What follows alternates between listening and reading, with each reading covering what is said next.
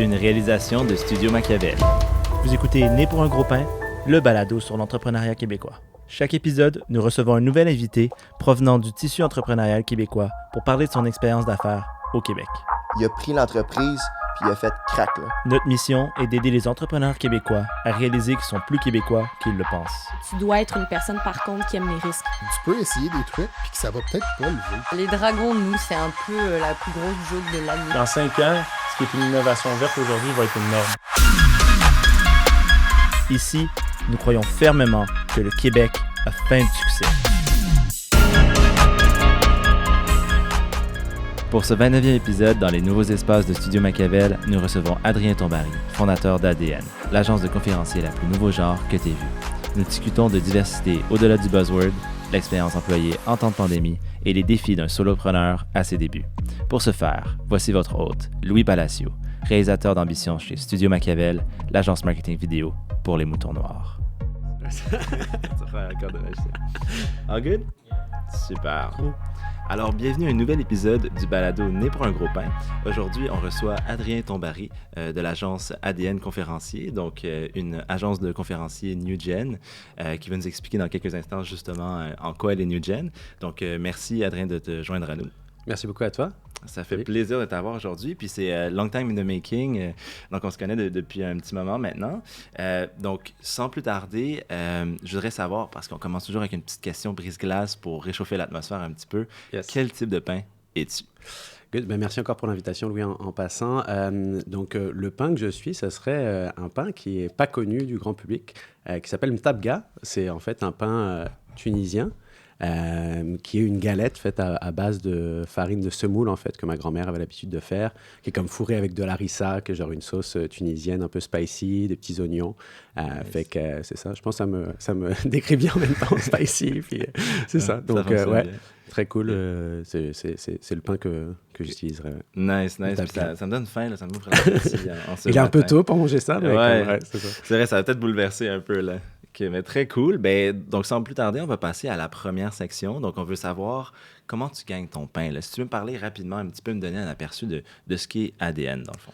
Oui, ADN, très brièvement, puis on aura l'occasion d'y revenir par la suite. Mais donc, on est vraiment une agence de conférenciers, conférencières, animateurs, animatrices, puis experts en team building, qui est COVID-19 native, là, comme j'aime le dire. Donc, on est vraiment né en plein dans le COVID, dans une industrie événementielle qui était évidemment bouleversée. Puis l'objectif, c'est de transformer un petit peu cette industrie-là à différents niveaux, puis de la rendre plus fresh un petit peu, si on veut. Donc voilà, c'est un petit peu ça l'idée, avec une approche qui est axée sur la diversité notamment, avec une expertise en contenu qu'on amène sur la table, avec une vision un petit peu internationale qui manquait peut-être à certains égards dans le marché. Donc on essaye un peu d'amener cette nouvelle perspective et cette nouvelle façon de faire dans ce marché-là des agences de conférenciers et de conférencières. Excellent. Puis j'ai hâte de voir quand tu vas nous l'expliquer. Moi, j'ai déjà eu un petit peu le scoop, mais c'est vraiment le fun. Super. Donc, peut-être commencer par, justement, comment tu es arrivé au Québec, dans quelles circonstances, dans le fond, parce que je pense que les gens ont compris à ton accent que tu n'es pas né ici spécifiquement. Donc, un peu, parle-moi du parcours. Là, yes, sure. Donc, effectivement, on l'entend, mon accent. Je ne viens pas du Saguenay-Lac-Saint-Jean, même si j'aime beaucoup la région. Je suis installé à Montréal maintenant depuis 10 ans. À la base, j'étais venu pour une année d'échange universitaire à l'UDEM en communication. Je pense qu'il y a pas mal d'étudiants qui écoutent, donc c'est ça. Puis, comme bon nombre de mes compatriotes français, j'ai tripé et je suis resté. Après ça, c'est ça. Quand même vous garder. C'est ça. J'ai fait ma maîtrise en business international marketing à HEC. Je suis parti travailler un petit peu dans ce contexte-là au Brésil, en écotourisme communautaire. Ça a été une expérience de vie assez incroyable, by the way, là, pendant la Coupe du Monde de soccer au Brésil, même s'il y avait un contexte qui était... T'avais bien timé ça, ouais, quand même. C'est ça. Je suis un joueur aussi de soccer, puis je suis assez passionné. Mais, tu dois être content, le Canada qui a battu 2-0 les États-Unis récemment. Effectivement, ouais, très, très content. Puis ça, maîtrise, j'ai fait comme un stage chez Infopresse en 2013 à l'époque. Puis après ma maîtrise, j'ai recommencé à travailler, en fait, où j'ai commencé officiellement à travailler chez Infopresse en revenant du Brésil, justement. Puis je suis resté comme 3 ans environ, puis j'ai occupé 2 rôles. J'ai d'abord été en charge du contenu des conférences, vraiment. Fait que ma job, c'était comme de créer du contenu événementiel pour les professionnels des communications marketing principalement, de l'industrie, 20 à 30 conférences par année. Puis il y a peut-être des gens qui connaissent des rendez-vous marketing, des rendez-vous commandites ou des forums femmes leadership communication, qui est un projet justement en 2016 sur lequel j'ai commencé à travailler avec l'équipe. Puis parce que justement, je trouvais qu'il y avait comme une sous-représentativité des femmes dans l'industrie des communications marketing, enfin une surreprésentativité, excuse-moi, dans les communications marketing, mais peut-être une sous-représentativité dans des postes plus de leadership. Puis l'objectif, c'était un petit peu de casser ça. Aujourd'hui, il y a du chemin qui a été fait, mais ce n'est pas encore parfait. Puis dans la mission d'ADN aussi, on va pouvoir voir par la suite que c'est quelque chose qui est assez important. Fait que ça a été comme le premier... La première expérience chez Infopresse. Puis après ça, j'ai été directeur du campus, donc du centre de formation, vraiment où on roulait 250-300 formations par année, encore une fois pour les professionnels des communications marketing principalement. Puis c'est un peu dans ce contexte, en fait, que l'idée de créer une agence de conférenciers New Gen, comme tu le disais au début, est née parce que je travaillais avec des agences de conférenciers internationales, notamment à plusieurs égards. Puis je n'étais pas nécessairement satisfait par l'offre et le service qu'on m'offrait. Puis on va pouvoir y revenir plus en détail, mais c'est de là un peu née l'idée d'ADN. Puis j'en parle avec Johan, en fait. Johan, qui était le directeur des ventes chez Infopresse. Et on commence à réfléchir un peu plus sérieusement à créer cette agence de conférenciers d'un nouveau genre parce qu'on voit un besoin dans le marché.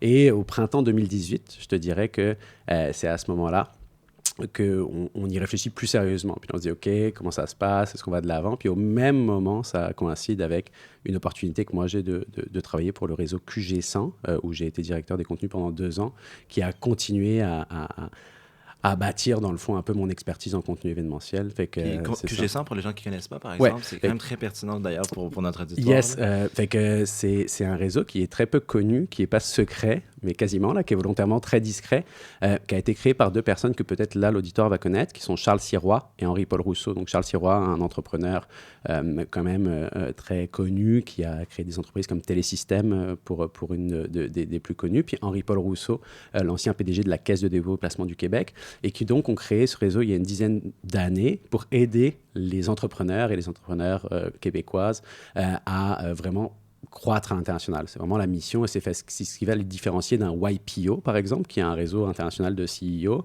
Là, on est vraiment sur un réseau donc accessible que sur invitation. Il faut faire 25 millions de chiffre d'affaires au minimum pour en faire partie, avoir son siège social au Québec, fait que c'est vraiment pour des entreprises québécoises, puis avoir déjà des activités internationales sur plusieurs continents.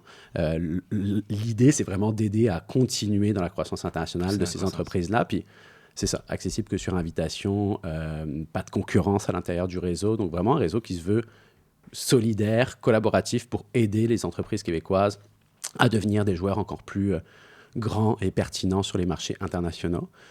Puis dans ce contexte-là, ma job à titre de directeur des contenus était de créer des programmations événementielles pour les PDG de ces entreprises-là, mais aussi pour l'ensemble des comités de direction au niveau des fonctions vice-présidence. Donc, c'est un réseau qui non seulement touche le PDG, l'entrepreneur, bien souvent, dans des entreprises familiales ou des entreprises qui sont créées, mais aussi, de l'autre côté, vraiment l'ensemble de ces C-suits, comme on les appelle. Donc, ça va être le CFO, le CTO, donc chef des finances, chef des TI, des opérations, des RH, évidemment. Donc, c'est ce type de clientèle, dans le fond, qu'on allait desservir avec ce réseau-là. Puis c'est pas mal là, j'imagine, à QG100 que tu as réalisé un petit peu l'opportunité pour ADN ou pas loin? En fait, l'idée d'ADN, qui ne s'appelait pas ADN, mais de créer une agence de conférenciers un petit peu New Gen, elle date de 2016. Quand j'étais chez Infopresse, puis c'est là où on en avait parlé avec Johan et tout ça, j'avais même pitché l'idée en intrapreneur que j'étais à l'époque, sans que ça trouve nécessairement l'écho escompté. Tu sais, on n'était pas dans le même marché nécessairement. Mais l'idée, elle a mûri. Puis j'en avais parlé en fait à ma boss au QG100 de cette idée-là.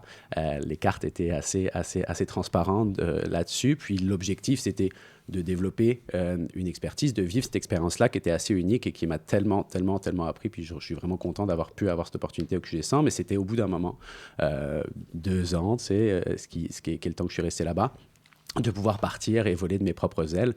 Puis c'est sûr que, tu sais, être entouré d'autant d'entrepreneurs à succès, aussi inspirants, dans le contexte du QG100, ça m'a comme encore plus donné envie de moi aussi me lancer. Ça t'a drivé, mais c'est ça, c'était une idée, c'était un projet qui était quand même là, groundé dans mon esprit depuis assez longtemps. Puis c'est ça, c'est en 2020 que c'est officiellement que ça a été lancé. C'est en 2020, donc on se demande quand, mais inévitablement un petit peu dans la pandémie. Puis ça vient, ma prochaine question, qu'est-ce qui t'a amené à oser lancer une agence aussi proche de l'événementiel? Tu sais, on se remet un petit peu en 2020 pour ceux qui ont oublié, même si ça fait pas si longtemps que ça. Ouais. Là, tu sais, tout ferme, l'événementiel est complètement arrêté pendant un certain temps. On peur de l'inconnu un petit peu, on sait pas qu'est-ce qui s'en vient, on connaît pas la suite encore. Ouais. Puis même maintenant, là, en fait, on connaît la suite techniquement. On espère que c'est terminé là, mais... Exact. Donc, pourquoi oser à ce moment-là lancer l'agence?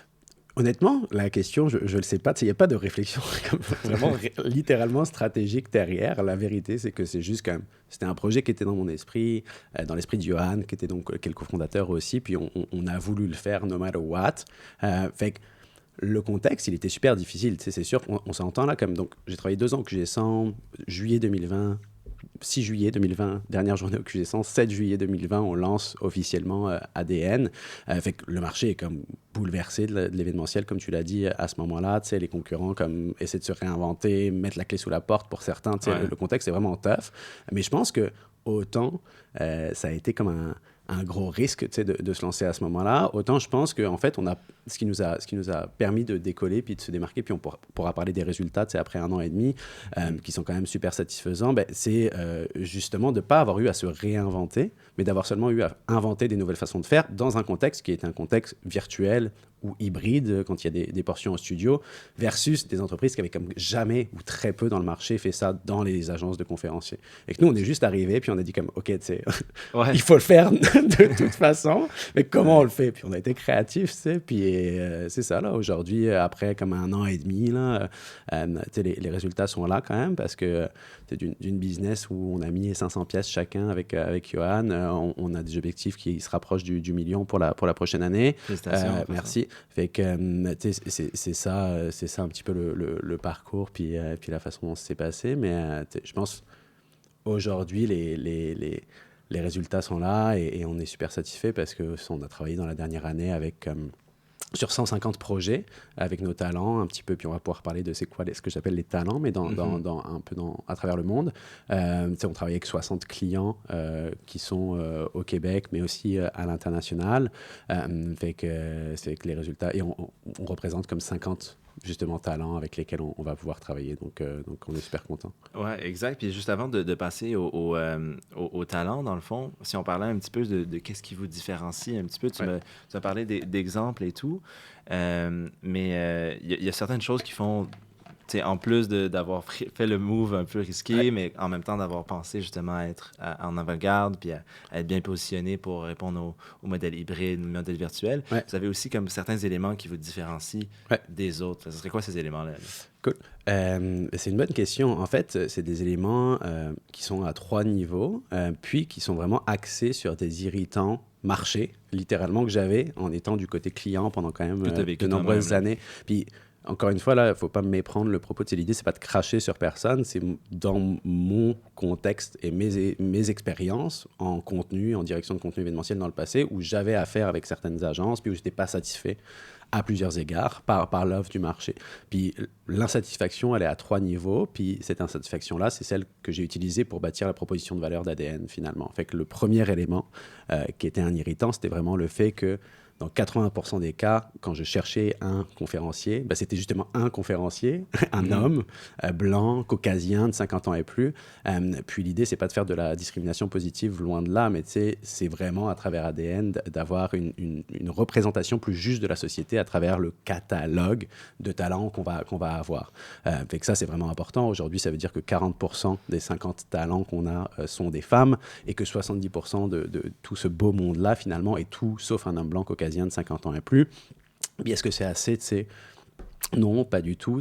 On a envie d'aller beaucoup plus loin. On est en train de regarder justement pour des certifications B Corp, ce genre de choses-là, puis vraiment d'amener cette mission de donner la parole à toutes et tous dans un marché qui est bien souvent avec un persona dominant qui est le même, puis de transformer un peu ces façons de faire. Puis quand on parle de diversité, puis j'aime pas utiliser le mot parce qu'il est quand même assez galvaudé, mais c'est d'avoir On parle de jeunes, on parle de personnes qui sont évidemment des personnes de couleur, mais aussi des personnes qui vont représenter les communautés LGBTQI+. On parle de diversité au sens vraiment très large du terme. Et la volonté, c'est vraiment... Et de femmes, en fait, beaucoup, parce que, comme je disais, généralement, c'est un marché qui est vraiment dominé par l'homme, quand même. Et donc, c'est de transformer un petit peu cette industrie-là au niveau de cette première différenciation, je te dirais. Le deuxième élément, c'est vraiment que lorsque je parlais avec des agences de conférenciers dans le passé, je parlais avec des vendeurs qui comprenaient, excuse-moi l'expression, mais souvent fuck all à mon contenu et qui essayaient de me pousser, la personne qui allait me coûter le plus cher. Fait que je suis pas un OBNL, là, à la fin de la journée, il faut que je gagne mon pain, et que je mette du beurre dans les épinards, qui est une autre alternative. Mais c'est pas la seule chose qui me drive. Fait que ce que ça va créer, en fait, c'est irritant. La valeur ajoutée qu'on a par rapport à ça, c'est vraiment une valeur de proximité. Fait que quand on dit proximité, c'est aussi bien avec les talents qu'on va représenter qu'avec les clients avec lesquels on va travailler. Du côté de talent, cette année, j'ai comme 200 personnes qui m'ont approché, qui m'ont demandé d'être leur agent, que j'ai refusé. Aujourd'hui, on travaille avec un catalogue où il y a 50 personnes, puis je veux faire de la qualité plutôt que de la quantité. Il y a des questions de scalability qui vont se poser à travers ça. On va pouvoir en parler par la suite. Mais aujourd'hui, je ne veux pas être une usine à saucisses de conférenciers comme il peut en exister. L'idée, c'est vraiment d'avoir un pool et un bassin de talents qui sont capables de répondre aux besoins qu'on voit dans le marché au niveau des sujets qu'on va traiter. Puis de vraiment fédérer, de créer une famille ADN avec les talents, avec les experts avec lesquels on travaille, les expertes. On va comme avoir une volonté de créer des événements où ils vont se rencontrer, développer des relations d'affaires ensemble, faire des mises en contact. On est dans une expérience conférencier et conférencière qu'on veut créer, qui est un petit peu, qui sort un petit peu de la norme, je crois, en tout cas de ce que j'ai entendu de personnes avec qui je travaille, de certains conférenciers qu'on travaille avec des agences dans le passé. Ça fait qu'il y a vraiment cette volonté-là d'être dans la proximité. Je pense que, pour répondre à la question, je pense que justement, tu dis, je pense qu'on l'a, mais ça paraît là aussi que de la façon dont tu le dis, puis on le voit beaucoup, là, vous amenez comme une nouvelle sauce, une nouvelle saveur, puis vous permettez aux gens d'écouter. Là. Moi, c'est ça que j'en tire aussi, qui est super intéressant. Mais est-ce que tu avais dit le troisième point aussi, je pense, qui est par rapport à ce qui vous différencie par rapport à l'international, qui est quand même assez important aussi? Oui, sur le côté international, fait que là, ça va être vraiment l'irritant de base, c'était que souvent, je trouve qu'on nage un petit peu dans la même sauce, pour reprendre tes mots, au Québec. Puis on voit beaucoup les mêmes personnes, puis c'est des personnes, si elles sont là, qui méritent d'être là, puis pour lesquelles j'ai beaucoup de respect, mais je trouve qu'on se nourrit énormément de cultures qui vont être différentes, de visions qui viennent un petit peu d'ailleurs, puis c'est ça qu'on veut amener. Fait qu'on a aujourd'hui, dans les 50 talents avec lesquels on va travailler, il y a une représentation internationale aussi, fait qu'on va avoir des gens aux États-Unis, on va avoir des gens au Canada anglais, en Belgique, en Angleterre, en France, évidemment au Québec, qui sont majoritairement bilingues aussi. Donc ça, c'est quelque chose qui est super important pour nous dans le côté international. Puis on ne se limite pas, en fait. Il n'y a pas de frontières dans les talents qu'on va représenter. L'idée, c'est vraiment d'avoir des personnes partout dans le monde, s'ils sont les bonnes personnes pour répondre aux besoins des clients qu'on voit. Fait que c'est ça. Excellent, wow. Donc, c'est ça, c'est quand même, j'imagine, assez rare, là, justement, une agence qui offre tout ça là, ensemble. Là. Je pense, oui, les trois éléments, je pense que oui. Puis c'est pour ça que, on trouve des réponses à des vrais besoins qu'il y avait dans le marché. Mais après, une agence, honnêtement, qui a des speakers un peu à l'international, non, ça existe. Je vais te dire le contraire. Là. Il y en a plein des conférences. Mais au Québec, c'est un peu moins la pratique, mettons. C'est ça. Ah, intéressant. Puis, justement, juste avant de passer à la prochaine section, là, le temps avance comme vite, tu peux me dire un petit peu, genre, pour les gens qui écoutent, justement, quel type de clients que tu as eu un petit peu, puis on passera à la prochaine section juste après. Fait que, puis je parle beaucoup. Je suis passionné quand je vais, mais on va desservir comme 5 types de clientèle principalement. La première, c'est vraiment le corpo avec lequel on travaille le plus. Puis dans le corpo, mettons qu'il va y avoir 2 angles dans lesquels on va travailler. L'expérience employée, puis l'expérience client. En expérience employée, on va parler en ce moment, des clients avec lesquels on travaille, des Danone de ce monde, des Lightspeed de ce monde, des KPMG, avec qui on va travailler, ou des fonds d'investissement avec lesquels on travaille. Puis pour le dernier, on va travailler sur un programme, à titre d'exemple, annuel de conférences pour l'ensemble des gestionnaires. Fait qu'on va vraiment aller croiser les sujets d'intérêt pour eux par rapport à leur réalité d'affaires. Puis on va aller voir, nous, dans le marché, c'est quoi les sujets qui sont intéressants, puis qu'est-ce qui pourrait potentiellement les intéresser. On croise ça, puis on crée comme un programme de Lunch and Learn qui va être super inspirant pour leurs équipes. Fait que ça, c'est le type de projet qu'on va faire avec de l'expérience employée. Du côté expérience client, puis je sais que tu connais bien Jessica Arnois, mais Ben c'est le oui, genre de absolument. choses qu'on va faire, mettons genre CIBC, des banques, ce type de client-là qui veut organiser une dégustation de vin. Bon, évidemment, j'allais dire présentiel, virtuel ou hybride, dans ma tête, j'y pense même pas parce qu'on est tellement né là-dedans. Moi, le présentiel, j'en ai fait finalement très peu, même si on a hâte de reprendre les événements en personne. Mais c'est ça, on va faire des dégustations pour les clients de ces personnes-là. Donc, soit des dirigeants en finance. Donc, ça, c'est le type d'exemple qu'on fait au niveau corpo. Après, on va travailler beaucoup, et ça, c'est intéressant, avec des agences événementielles. Avec ces agences événementielles-là ont des expertises en logistique, en production, à plein de niveaux, mais généralement pas en contenu. Puis nous, on vient comme la petite nouvelle saveur, puis on les aide au niveau du contenu avec une expertise très niche. Nous, on n'organise pas d'événements, à contrario. Moi, je ne suis pas un producteur d'événements. Fait on se complémente bien comme ça. Moi, quand j'ai des clients qui vont avoir des besoins plus larges que seulement du contenu, je vais pouvoir les plugger justement avec certains des partenaires avec lesquels on travaille. Fait qu'il y a vraiment ce côté-là au niveau des agences événementielles. On travaille beaucoup avec des ordres aussi. Ordre des CRHA, Ordre des patients immunodéficients du Québec, des associations, ce genre de choses-là. Grands événements publics également, c'est le 4e.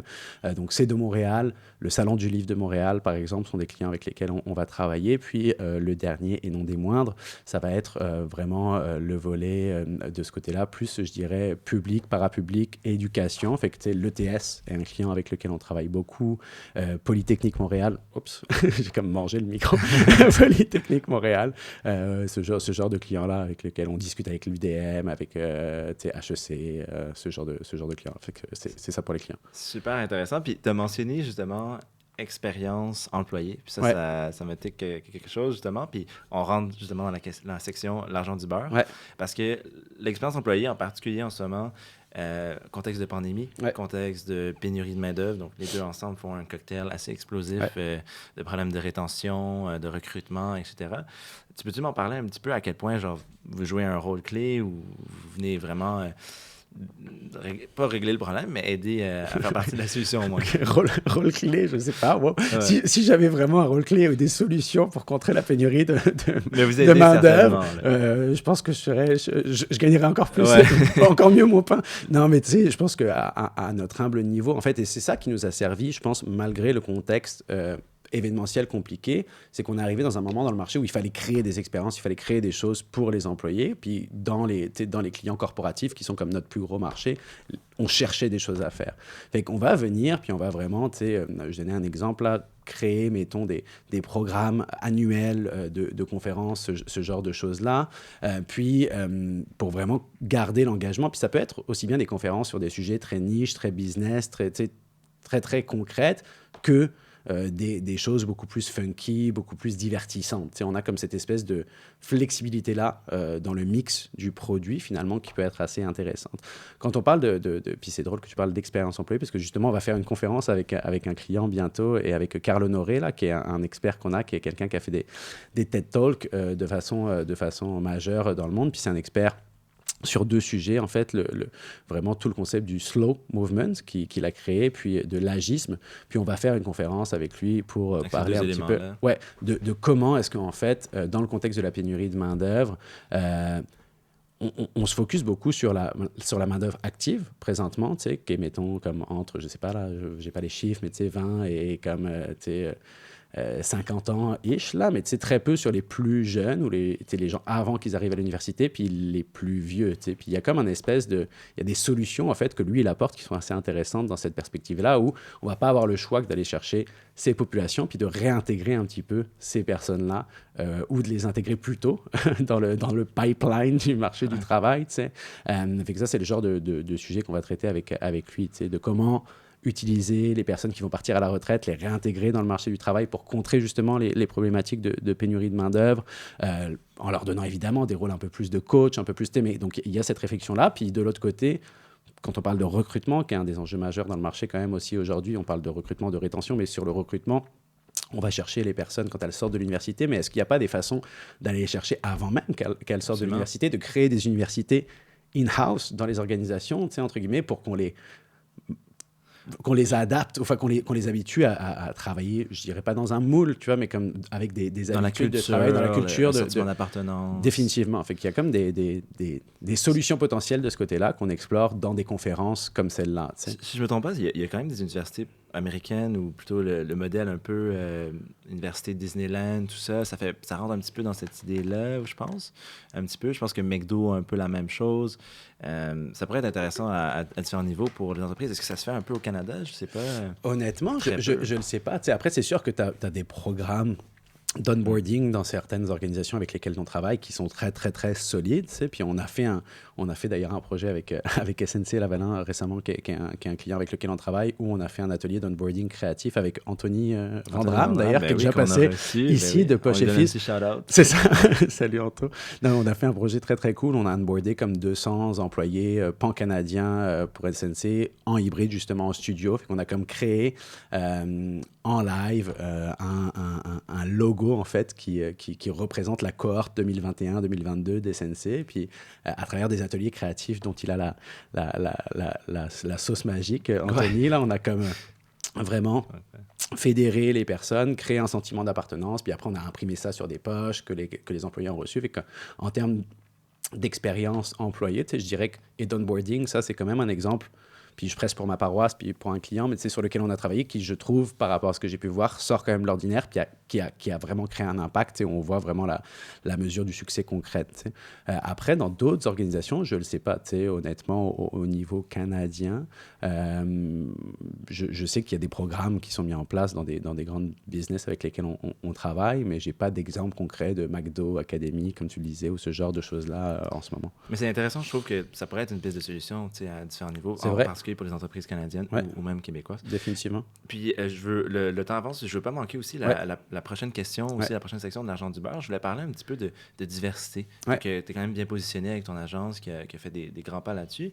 Au-delà d'être un buzzword, là, tu l'as dit, même toi, tu l'aimes pas particulièrement ce mot. C'est quoi la diversité concrètement, là, du moins dans l'optique de ADN? Oui. Écoute, c'est une super bonne question. Encore une fois, je veux minimiser. Je ne pense pas que j'ai la légitimité de moi, Adrien Tombary, de déterminer qu'est-ce que la diversité. Dans l'industrie dans laquelle on travaille, la diversité, comme je l'ai expliqué dans le passé, c'est vraiment en fait ce côté de changer un petit peu cette mentalité ou cette appétence pour genre l'homme blanc de 50 ans et plus qui prédomine, tu sais. Donc d'avoir des histoires qui vont être des histoires de personnes qu'on a peut-être moins l'habitude de voir, donc d'avoir des espèces de petites pépites qu'on va amener dans le marché, qui sont des personnes plus jeunes, plus juniors, mais qui ont des histoires intéressantes à raconter. Ça, dans l'industrie, déjà, c'est de la diversité. Après, oui, d'avoir des personnes qui sont des représentations des communautés LGBTQI+, je pense à des Chris Bergeron avec qui on travaille, je pense à des Béatrice Robichaud, qui est une entrepreneure incroyable à Québec, Pantera Dental, qui sont des femmes trans et qui en parlent ouvertement, donc, et qui essaie de régler ces enjeux-là liés à la diversité, qu'on va faire intervenir sur ces thématiques-là dans les organisations. On parle de handicap aussi, quand on parle de diversité, c'est des choses qui sont des fois oubliées, mais on va travailler, nous, avec Florence Alix-Gravelier, qui est une personne qui est dans nos talents, qui est l'ancienne numéro 1 de tennis handisport au niveau mondial, qui est basée à Londres, pour parler justement de résilience. On a beaucoup parlé de résilience dans le contexte actuel, mais ça, c'est des personnes qui ont vécu encore plus de résilience, évidemment, de par leurs conditions même, puis par rapport aux étapes dans lesquelles auxquelles ils ont dû faire face, excuse-moi. Donc ça, c'est le type de diversité qu'on veut amener. Puis encore une fois, c'est pas...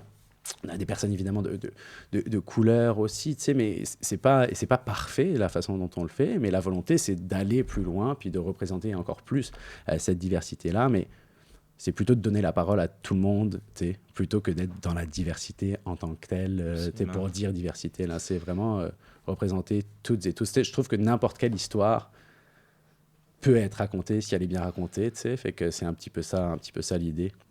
Puis, ouais, je trouve ça intéressant. Puis, j'aime bien le mot que tu dis, pépite d'or. Je pense que ça représente bien un petit peu l'idée derrière ça. Parce que si tu cherches pas vraiment, tu vas rarement trouver justement la pépite d'or. Puis, on sait jamais sous quelle forme elle va venir, sous quelle formes diverses que pourrait venir justement la pépite d'or. Ouais. C'est intéressant à ce niveau-là. Puis c'est là où aussi, tu sais, je pense que dans le travail de sélection des conférenciers, des conférencières, des talents qu'on va représenter, on a vraiment une différence sur laquelle on joue quand on parle de pépites, tu sais, mais comme, tu sais, je suis un gars de contenu, là, tu sais, quand je travaillais avec des agences dans le passé, tu sais, on essayait de me caler des fois des conférences qui étaient des conférences qui avaient été faites comme partout, tu sais, sur 500 stages dans le monde exactement de la même façon. Puis c'est là où, quand on parle des contenus et des personnes avec lesquelles on va travailler, que la recherche de pépites, c'est ça qu'on va aller chercher, vraiment le côté et le fait que les personnes puissent vraiment développer des contenus qui sont sur mesure toujours pour les clients avec lesquels on va travailler, des personnes qui ont des valeurs, quand on parle de pépites, humaines, c'est avant tout, qui sont des valeurs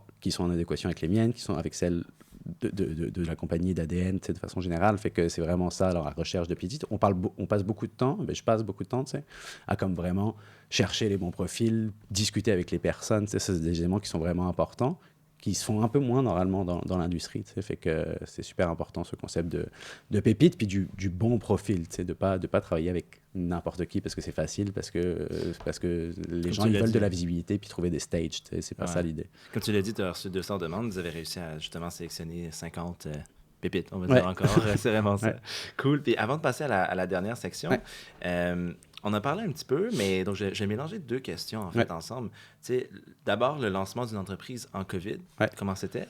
Puis peut-être les conseils que tu as appris de ça ou les conseils en général que tu donnerais aux entrepreneurs, justement. C'est que tu es rentré en pleine battlefield, là, en pleine guerre dans la bataille. Je ne sais pas s'il y a de... Oui, lancer une business en COVID, c'est toujours... Je pense lancer une business, en fait, on va reprendre. On va prendre un step back. Lancer une business, je pense que c'est compliqué. Lancer une business en temps de COVID, c'est comme next step. Ben, ça dépend dans le marché dans lequel tu es. Si ça se trouve, il y a...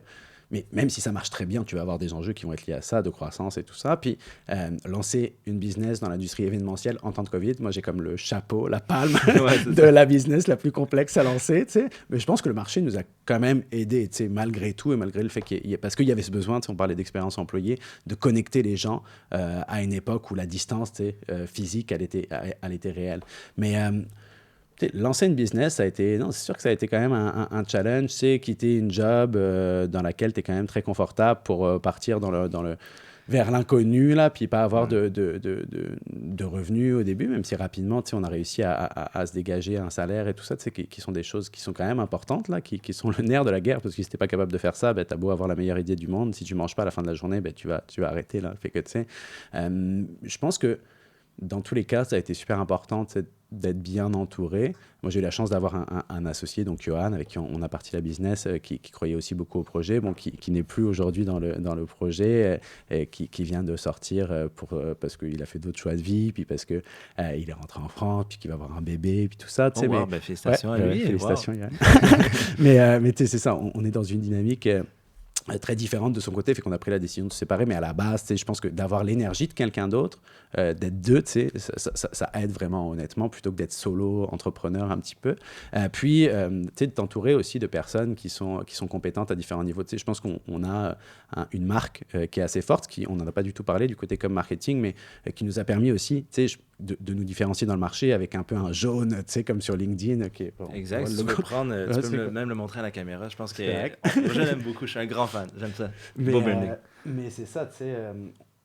c'est ça, d'avoir une marque qui se démarque. Puis ça, pour le coup, j'ai eu la chance d'avoir une DA super compétente qui nous a aidés là-dessus. Puis pour la petite histoire, qui était aussi mon ex. Fait que dans la dernière année, j'ai lancé une business. Puis en fait, oui, évidemment, dans le COVID, en pleine pandémie, dans l'industrie événementielle. Puis j'ai perdu un associé et une blonde dans l'histoire aussi.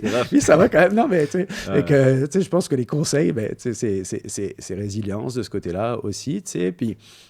C'est de toujours y croire, je pense que... Et on entend beaucoup de choses, on entend... Oui, c'est l'idée, oui, si... Mais la vraie, selon moi, là, puis c'est ma perspective personnelle, c'est de bien s'entourer, mais surtout vraiment de bosser beaucoup. Je pense qu'il n'y a pas de fumée sans feu, là, comme, puis, tu sais, au début, c'est vraiment ça, là, tu travailles, mais tu le sais toi-même, là, comme des longues journées, des longues semaines, tu sais, c'est comme, tu prends quasiment pas de vacances, tu sais, c'est comme, puis t'es un peu fatigué, puis ça, c'est un élément aussi, je pense, qui est important à amener, tu sais, dans les conseils, c'est, oui, il faut travailler, tu sais, il n'y a pas, encore une fois, pas de fumée sans feu, puis si tu travailles pas, tu n'auras pas les résultats que tu veux avoir, mais c'est de le faire en prenant compte quand même et en faisant attention à ton équilibre personnel, parce que je ne suis pas la meilleure personne pour en parler, des questions de santé mentale, mais je pense à des gars comme Dominique Gagnon de Connect & Go, qui est assez calé sur le sujet, qui parle, lui, justement, de plus de ces enjeux-là que peuvent avoir les entrepreneurs en termes de santé mentale. C'est assez nouveau, on n'en parlait pas beaucoup, mais avec la pandémie, c'est des choses qui sont en train d'exploser. C'est ça. Puis je pense qu'il faut faire attention quand même. Ça, c'est un conseil aussi. Puis, quand je dis bien s'entourer, donc de ton écosystème très très proche, ça je pense c'est une chose, vraiment comme je disais, donc famille, entre guillemets, ou associés. Mais après moi j'ai eu la chance, puis je pense que ça fait partie du succès, puis je les remercie, d'avoir des talents, puis des conférenciers qui sont super, super inspirants pour les clients quand ils vont être sur des conférences. Mais moi, j'ai la chance de parler comme daily avec ces personnes-là. Puis comme c'est des gens qui sont des coachs pour exécutifs, qui ont plein de casquettes, qui vont être super intéressants justement pour aider, pour m'aider de ce côté-là, à donner des conseils, à tout ça. Fait que d'avoir un coach aussi, j'ai un coach avec qui je vais travailler. On a un réseau de partenaires qui sont incroyables, avec lesquels on bosse. Cotemo, que tu connais, parce qu'il y a Céline qui était venue ici aussi. Donc, c'est ça. Ouais. Donc, OPC, des entreprises comme ça qui sont dans le réseau très proche d'ADN et qui aident. Fait que travailler, puis bien t'entourer, puis faire attention à toi, je pense que ce serait les conseils. Merci pour les 3 conseils. Ouais. Je pense que justement, ça va aider justement notre public. Puis on rentre pas mal dans la section du pain sur la planche. Ouais. Quoi qu'on a déjà touché à certains sujets comme la santé mentale, tout ça. Mais si on commence déjà par voir ta vision un petit peu pour le post-pandémie, la fin de la pandémie, de quoi ça a l'air au niveau de l'événementiel, de ton agence pour toi aussi là?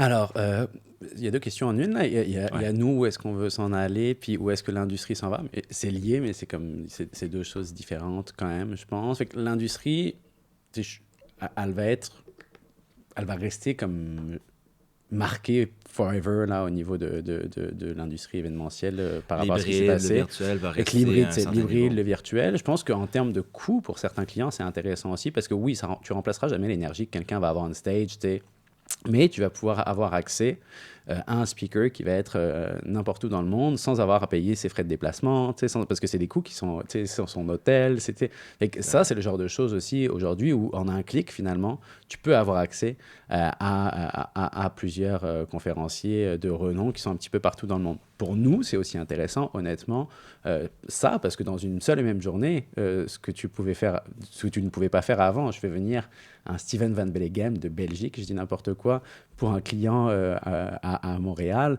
il ne peut pas faire un autre projet dans la journée. Je veux dire, c'est quand même impossible. Aujourd'hui, tu vas pouvoir faire, puis c'est pas ce qu'on fait, parce qu'on veut garder l'énergie des speakers, mais comme plusieurs conférences éventuellement dans la même journée, avec un même client. Fait en termes de volume, ça augmente quand même le marché éventuellement. Après, je pense qu'au niveau, puis là, on se dirige plutôt du côté, plutôt grands événements, du côté plus corpo, puis learning and development, RH, training et tout ça. Mais là, de ce côté-là, je pense qu'il va y avoir des tendances qui vont rentrer avec des contenus asynchrones, qui vont beaucoup dominer le marché, un peu à la masterclass, là, ce qu'ils font, mais du côté B2B, justement. Puis d'ailleurs, ils sont lancés de ce côté-là. Mais je pense que ça, c'est des nouvelles choses qu'on va avoir. Puis de plus en plus, justement, dans un contexte d'expérience employée, les entreprises vont vouloir avoir des programmes très solides de ce côté-là, au niveau de l'onboarding, au niveau de plein de choses, pour que, oui, il y a un mix d'événements live, puis d'une valeur qui est là à travers un événement live qui est toujours personnalisé, puis c'est là-dessus, nous, qu'on travaille beaucoup. Mais je pense qu'il y a des éléments qui vont venir se compléter, en fait, avec des contenus asynchrones pour que les gens montent en compétences, pour qu'ils vivent des expériences à l'intérieur des organisations. Fait que ça, je pense que c'est quand même quelque chose qui va rester. Je pense aussi que le remote, puis là, on parle du travail de façon générale, c'est ça, va rester aussi, puis que justement, les moments où il va y avoir des événements en personne, vont être des événements où on va vraiment vouloir mettre le paquet. Je le vois en ce moment avec les clients. On avait des projets qui étaient prévus entre janvier 2022 puis mars, qui pour l'instant sont mis sur la glace. Les gens n'ont plus nécessairement envie pour l'instant en tout cas, de les faire en visio. Il y a quand même une Zoom fatigue qui s'est installée, qui est réelle. Et une écœurantite aiguë. C'est ça. Puis les gens veulent attendre de faire la grosse affaire, là, comme en mai ou en juin. Là. Puis je pense que de plus en plus, en fait, ça va être ça. Il va y avoir des petits moments quand le monde va redevenir un peu plus normal, où on va avoir, oui, des programmes de façon mensuelle, une petite heure, une petite inspiration, un lunch and learn, ce genre de choses-là, en virtuel éventuellement ou en présentiel. Mais après, il va y avoir des gros événements, des grosses messes, je pense, dans les entreprises où elles vont vouloir célébrer vraiment, puis faire vivre des expériences à leurs équipes. Fait que c'est comme ça que je le vois un petit peu, je te dirais. C'est ça. Ça, c'est comme pour l'industrie. Puis de notre côté, comme le pain sur la planche, c'est d'essayer justement dans une industrie généralement qui est beaucoup du one-shot deal, là, tu sais, fait que toi, Louis, t'es conférencier, on va t'écrire, on va dire hey, peux-tu venir faire une conférence sur nous, sur comment être le meilleur vidéaste et enregistreur de podcast au monde, tu sais. Puis... Ça va faire plaisir.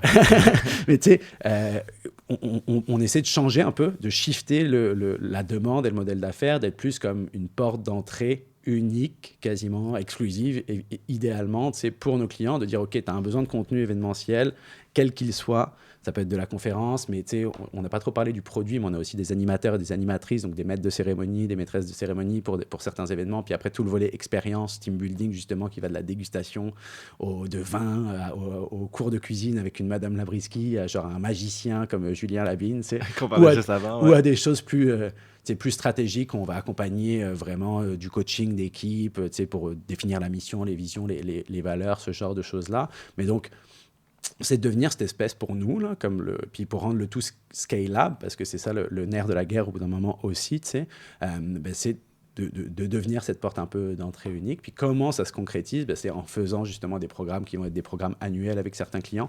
Là, on vient de sortir une nouveauté, puis j'en profite pour faire la petite plug. Scoop! Mais non, tu sais, on a fait un calendrier RSE, en fait, donc pour responsabilité sociale des entreprises, qui est un peu un espèce de helper pour n'importe quel dirigeant en RH ou n'importe quel planificateur d'événements qui veut connecter les valeurs et les plans stratégiques, souvent des entreprises, avec des valeurs qu'ils vont avoir. Donc, c'est comme un travail un peu pré-mâché, on va dire, OK, donc toi, tu veux vraiment développer le leadership féminin, je déteste ce mot-là, mais comme tu sais, vraiment développer les femmes leaders dans ton organisation, on va faire quelque chose, par exemple, pour la Journée internationale des femmes, le 8 mars, donc ils vont vouloir souligner ce moment-là, souligner leurs femmes leaders. On parle d'enjeux de santé mentale, c'est quelque chose qui est super important, toi, dans ce que tu promets à tes employés, à tes équipes, en expérience employée. Bon, on va en parler tout au long de l'année, puis avoir vraiment des programmes annuels de ce côté-là, mais on va souligner ce moment-là avec la semaine de la santé mentale en mai. Et que moi, j'ai comme présélectionné 15 moments dans l'année comme ça qui sont, je pense qu'il faut traiter de ces sujets-là, de diversité, de santé mentale, de leadership, quel qu'il soit, tout au long de l'année idéalement, mais il y a des moments qui permettent de le souligner encore plus, puis c'est un peu l'objectif avec ce calendrier-là. On choisit un peu des moments, où on propose des moments dans l'année avec des options de conférenciers, d'ateliers qui vont répondre à ces besoins-là directement pour les clients. Puis l'idée, c'est de pouvoir construire des programmes annuels, encore une fois, autour de ces thématiques d'importance pour les clients et de faire du lien entre chaque événement plutôt que de travailler en vase clos sur une opportunité. Fait que ça va être un peu ça l'idée. Puis il y a comme une autre affaire aussi du côté plus technologique là, dans le pain sur la planche sur lequel je réfléchis présentement, mais c'est encore un peu trop tôt pour en parler. Mais donc il y aurait... Qui s'en vient, là, on va avoir un scoop bientôt. Bien sûr, on verra. Mais quand la nouvelle viendra, c'est sûr qu'on le partagera absolument en grande c'est apprécié. pompe. Mais déjà, le calendrier, je trouve ça très... Tu sais, c'est innovant, il faut le dire aussi. Faut pas avoir peur d'être fier de ça. Puis je trouve ça vraiment cool. Puis pour des organisations qui n'ont pas nécessairement le temps, justement, d'avoir un œil sur ces moments marquants, de planifier tout ça, c'est super intéressant. Puis c'est un peu une recette déjà prête. Genre, tu fais juste le mettre ensemble. Je trouve ça vraiment intéressant. Puis ce dont je me suis rendu compte aussi de ce côté-là, c'est que généralement, tu sais, il y a des personnes qui vont être selon la taille de l'organisation. Puis là, on parle vraiment du corporatif dans le marché qu'on va desservir, mais il va y avoir des personnes qui vont être à l'expérience employée, aux ressources humaines, ou des fois aux événements, ça va dépendre de comment l'organisation est structurée. Quand il y a des personnes dédiées à ces événements-là, ça va être facile pour eux parce que c'est leur job chaque jour de travailler sur ce type de projet-là. Mais souvent, dans des PME, par exemple, ça va rentrer dans la cour de quelqu'un qu'on a déjà beaucoup sur la planche.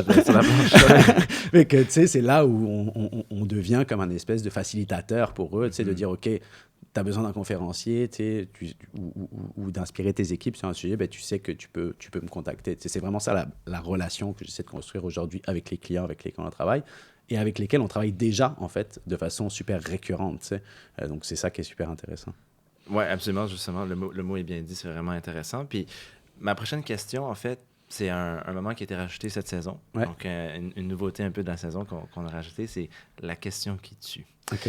Donc, ma question qui tue pour aujourd'hui, c'est dans un monde où tous les artistes, entrepreneurs, même conférenciers vont de plus en plus vers l'indépendance, on en a beaucoup qui rejettent le vieux modèle des labels, par exemple, dans la musique, qui décident, moi, avec Spotify, tout ça, j'ai ma base. Quelque chose qui s'est passé très récemment. Oui, en plus, dans les nouvelles. Donc, on a un peu cette révolte vers l'indépendance, puis de pouvoir partir, claquer la porte assez facilement, là, justement, comme dans l'actualité, on a vu avec Spotify.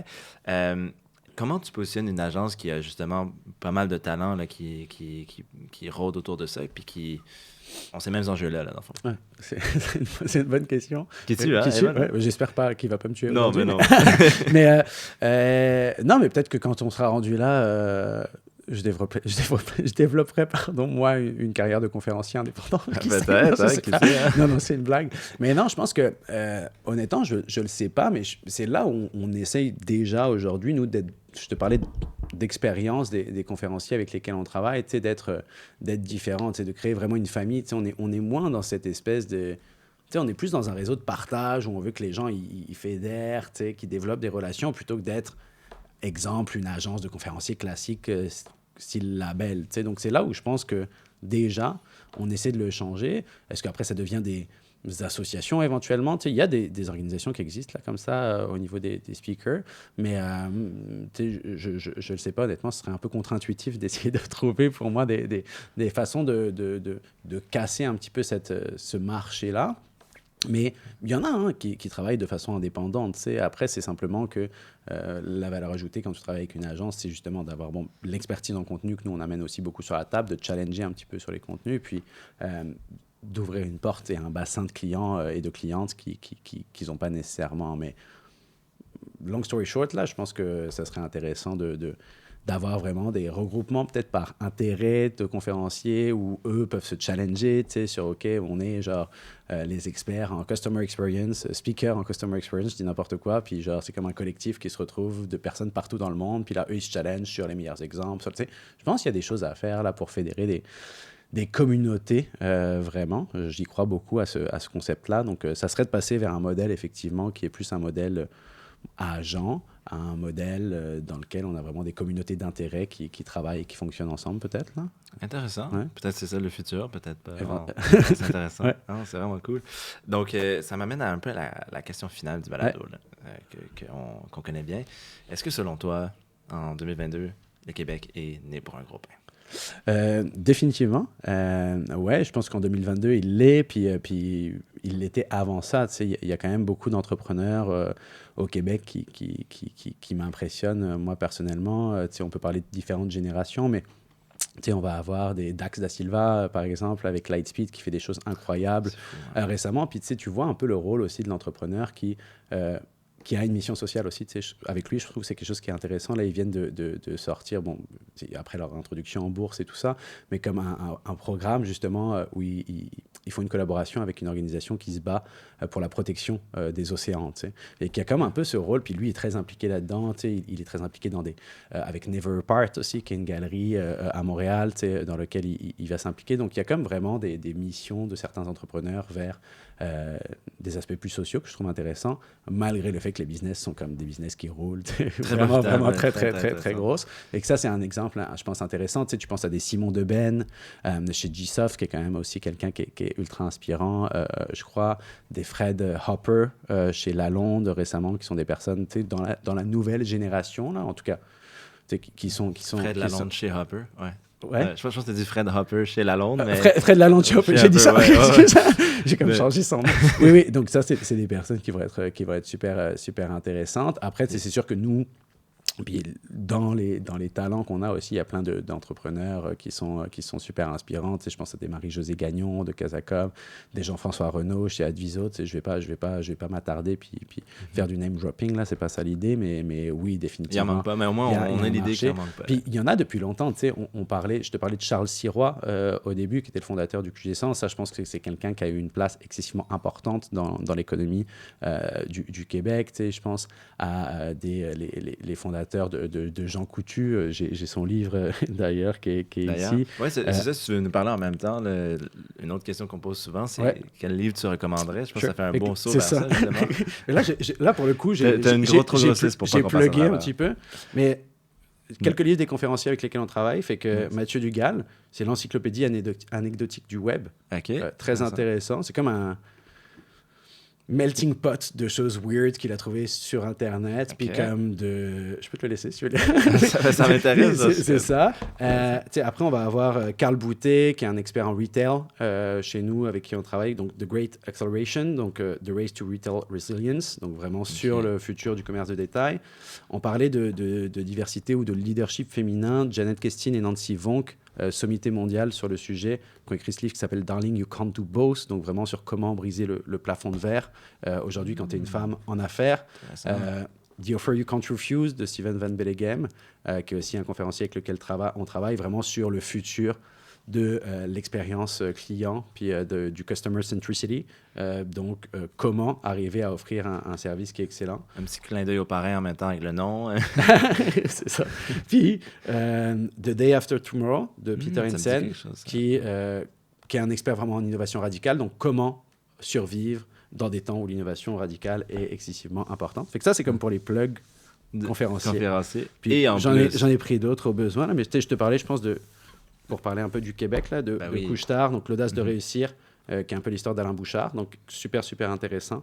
Ça, je vais le garder pour la fin parce que c'est une autre affaire. Mais si tu veux te partir en business, un livre qui est super utile, Slicing Pie. Comment fund your company without fun, là. C'est comme la question à laquelle tout le monde voudrait répondre. Mais c'est vraiment des façons d'aller en fait chercher des partenaires, des écosystèmes, de créer des mécanismes qui vont te permettre, même si tu n'as pas nécessairement levé de fonds, même si tu n'as pas nécessairement de financement, d'aller chercher des talents, de les impliquer, de leur donner des parts. C'est vraiment plein de mécanismes potentiels avec plein de schémas et tout. C'est vraiment super bien fait. Très intéressant. On parlait d'expérience employée, culture d'entreprise. Ça, super intéressant. C'est Powerful de Patty McCord, qui est l'ancienne chef des talents de Netflix. Donc, à l'esprit, comment elle a créé le Culture Playbook de Netflix. Puis, en terminant, puis ça, c'est comme un peu la joke, mais je ne l'ai pas lu en passant. Mais il faut que je le lise. Mais c'est ça.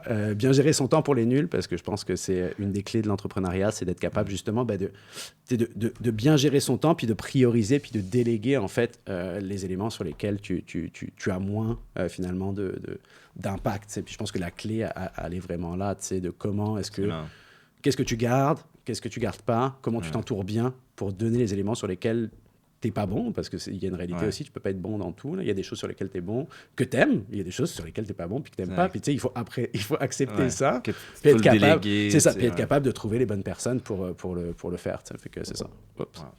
Ben, c'est vraiment, je pense que c'est toutes des recommandations de livres excellentes. Moi, il y en a tellement qui m'ont attiré l'attention. The Offer You Can't Refuse. J'aime bien aussi qu'il y en a beaucoup sur l'innovation. Puis justement, comme je pense que beaucoup de membres de notre auditoire vont être intéressés par ça, particulièrement dans ces temps en ce moment qui avancent si rapidement. Et les changements apportés par la pandémie, je trouve ça super intéressant. Mais écoute, ça fait pas mal le tour des questions que j'avais pour toi aujourd'hui.